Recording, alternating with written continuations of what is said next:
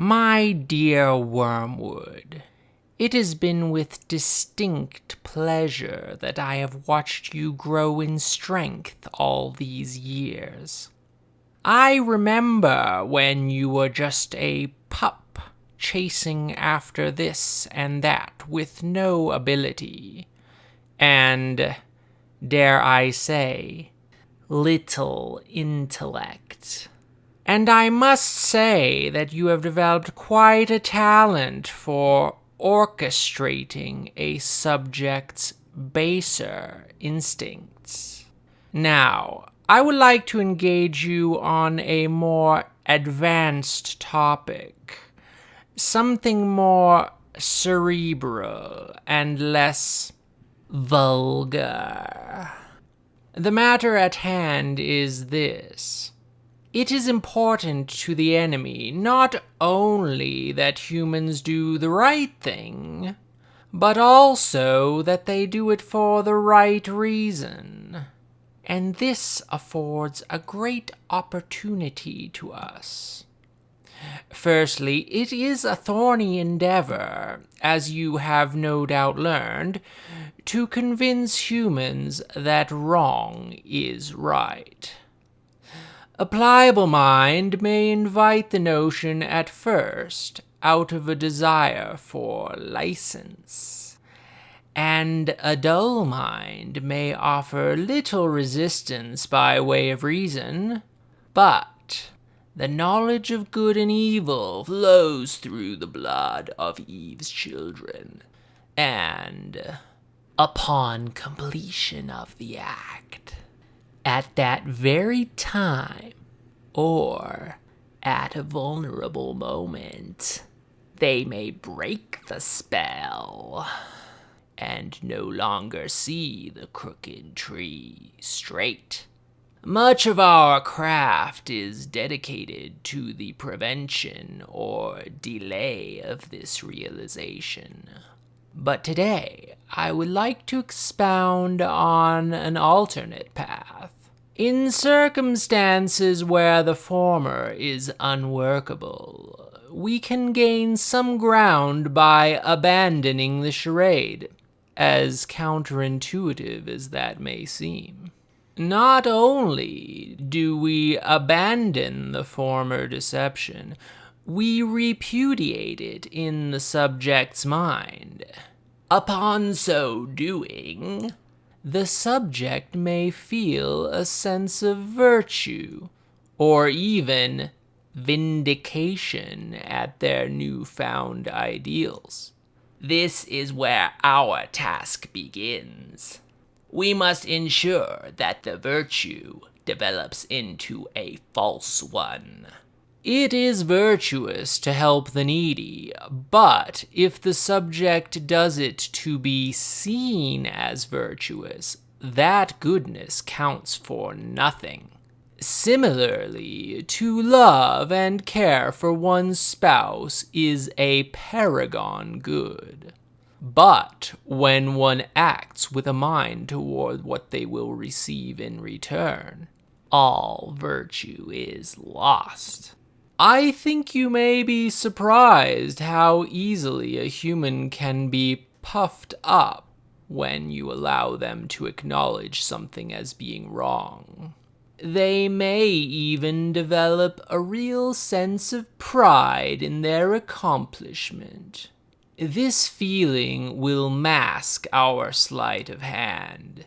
It is difficult for a person at one moment to feel a surge of righteousness and at the next to reprimand oneself for a wicked thought. And what can be accomplished quickly going from vice to virtue can be accomplished ploddingly in the opposite direction. A subject in possession of true virtue may be persuaded to give it up slowly over time. This is done in two stages. Firstly, you must by any means keep them from thinking about the virtuous reasons for the good they do. This may be accomplished through all manner of worldly distractions, or even cares of living, such as happenings at work, with family, and the like. Such things are always happening in the mortal world, and use every new circumstance as a pretext to relegate the old. If the subject will abandon virtuous action, then all the better.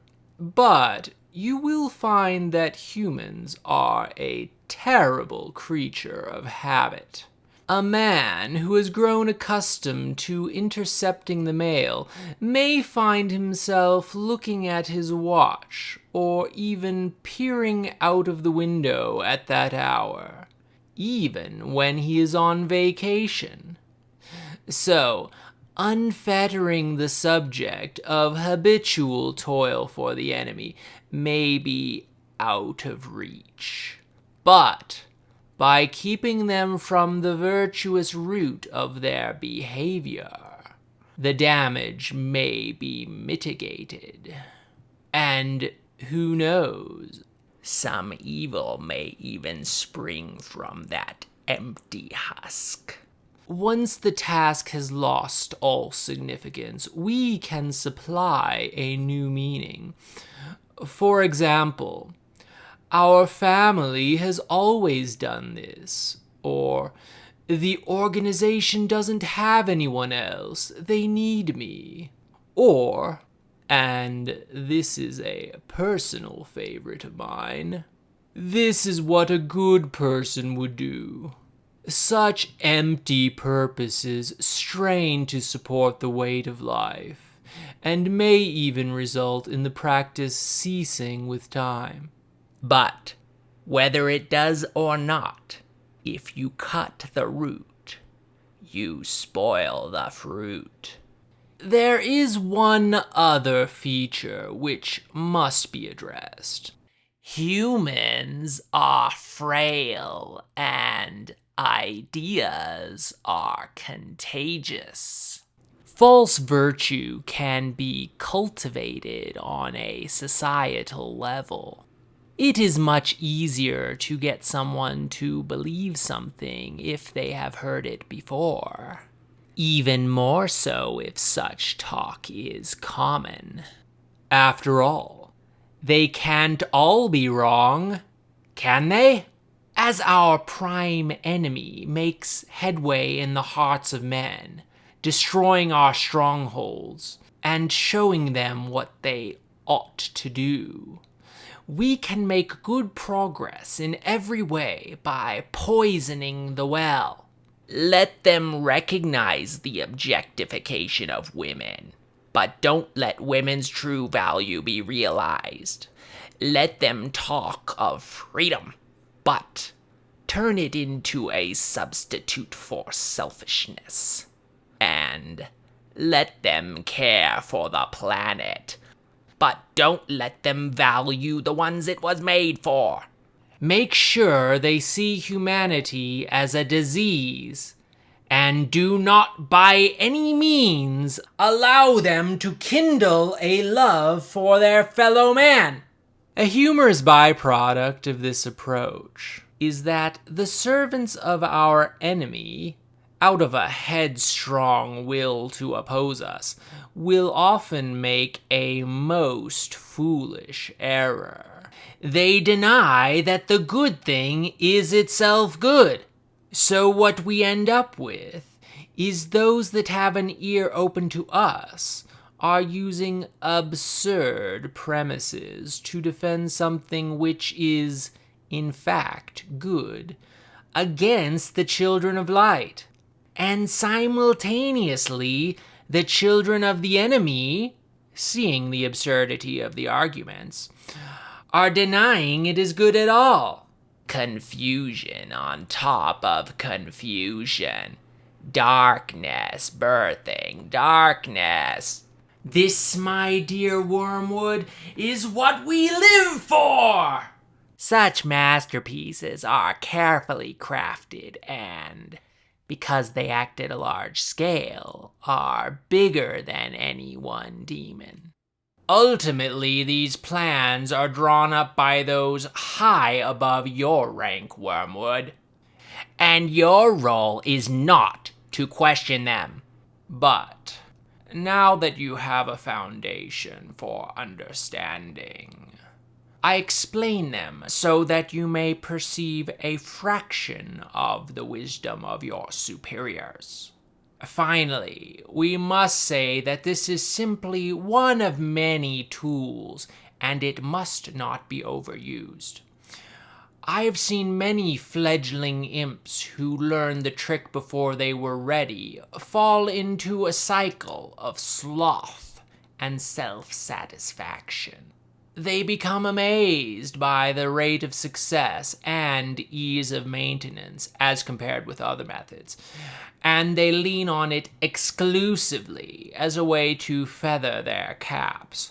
But this approach must be seen as a concession. We don't want everyone going around doing good things now, do we?